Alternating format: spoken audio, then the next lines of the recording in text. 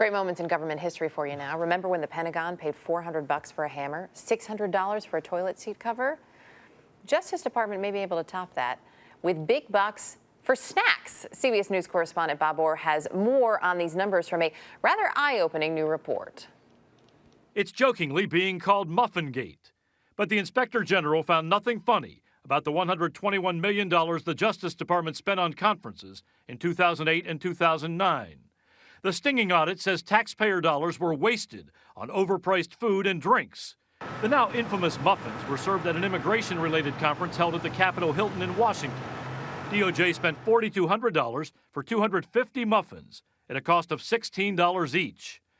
At another Washington meeting of U.S. attorneys, taxpayers shelled out $54,000 for meals, drinks, and tips, highlighted by beef Wellington hors d'oeuvres, costing more than $7 a serving. By comparison, Swedish meatballs served at another conference were a bargain at $5 each. Then there was the March 2009 meeting at a San Francisco Hilton to discuss violence against women. There, Justice provided Cracker Jacks, popcorn, and candy bars, snacks that cost $32 a person. Coffee was also served at $8.24 per cup. Officials tried to brush off those costs by saying San Francisco is an expensive city, but an attractive venue for participants. The Inspector General also is critical of a lack of controls over planning costs.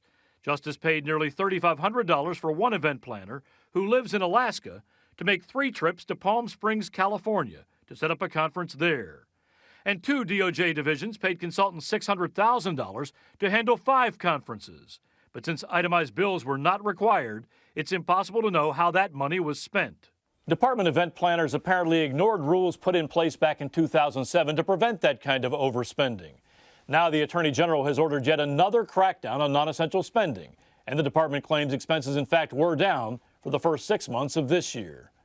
Bob Orr, CBS News, Washington.